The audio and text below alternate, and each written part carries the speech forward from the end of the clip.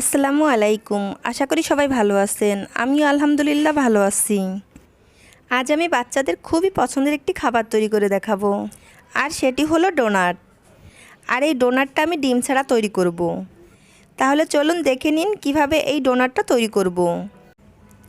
প্রথমে আমি একটা বাটিতে 2 কাপ ময়দা নিয়ে নিচ্ছি, আর এই ময়দাকে আমি একটা ছাঁকনির সাহায্যে ছেঁকে নিব।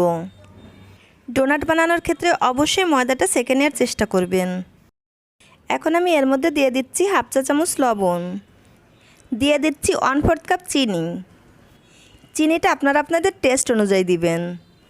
দিয়ে দিচ্ছি 1/2 টেবিল চামচ ইস্ট।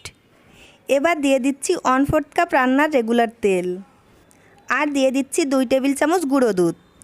তবে এটা অপশনাল, আপনারা চাইলে স্কিপ করতে পারেন। ডোনাটের মধ্যে এই গুঁড়ো দুধটা দিলে খেতেও ভালো লাগে আর ফ্লেভারটাও খুব ভালো আসে। এখন এই শুকনো উপকরণগুলোকে হাত দিয়ে খুব ভালো করে মিশিয়ে নিতে হবে। একটু সময় নিয়ে খুব ভালো করে মিশাতে হবে। আমি ময়দার মিশ্রণকে খুব ভালো করে মিশিয়ে নিয়েছি। এখন এই ময়দার মধ্যে কুসুম গরম পানি দিয়ে আমি একটা ডো তৈরি করে নিব। তবে পানিটা আমি একবারে দিব না, অল্প অল্প করে দিব আর মাখিয়ে নিব। এই ডোটা তৈরি করতে আমার 1/2 কাপের মতো কুসুম গরম পানি লেগেছে। এখন এই ডোটাকে 7-8 মিনিটের মতো মথে নিতে হবে। ডো যত বেশি মথে নেবেন ডোনাট ততটাই পারফেক্ট হবে।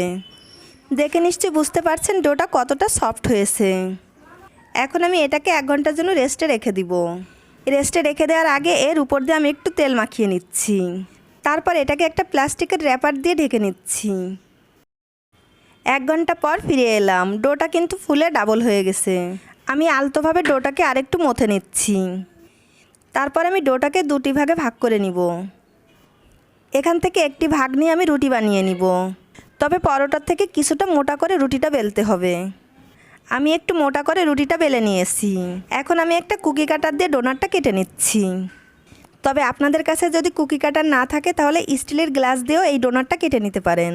কেক ডেকোরেশনের যে নজলটা থাকে সেটা দিয়ে আমি ডোনাটের মাঝখানে ছিদ্রটা করে নিচ্ছি। এখন এই সাইডের অংশগুলোকে সরিয়ে নিচ্ছি। এই সাইডের অংশ দিয়ে আমি আবারও রুটি করে তারপর ডোনাট তৈরি করে নিব।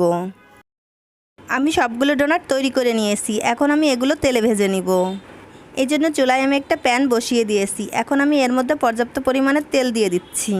ডোনাটগুলো ডুবো তেলে ভাজতে হবে, তাই তেলের পরিমাণ একটু বেশি দিতে হবে। তেলটা ভালো করে গরম হয়ে গেছে। এখন আমি ডোনাটগুলো দিয়ে দিচ্ছি। ডোনাটগুলোকে অল্প আঁচে ভাজতে হবে। চুলার আঁচ বাড়িয়ে দিলে ডোনাটের উপরের কালার চলে আসবে আর ভেতরে কাঁচা থেকে যাবে। প্রায় 3 মিনিট ভাজার পর একটা সাইড কালার আসার পর আমি ডোনাটগুলোকে উল্টিয়ে দিচ্ছি। তারপর আমি অপর সাইডও কালার আসা পর্যন্ত ভেজে নিব। ডোনাটগুলো আমি খুব ভালো করে ভেজে নিয়েছি। এখন আমি এগুলো তেল ঝরিয়ে তুলে নিব। একইভাবে আমি বাকি ডোনাটগুলো ভেজে নিব। আমার সবগুলো ডোনাট ভাজা হয়ে গেছে। ডোনাটগুলো ঠান্ডা হওয়ার পর আমি একটা ভেঙে দেখাচ্ছি এর ভেতরটা কেমন হয়েছে।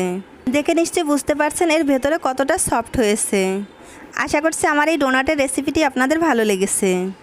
ভালো লাগলে বাসায় অবশ্যই একবার ট্রাই করবেন আর আমাকে কমেন্ট করে জানাবেন কেমন হলো।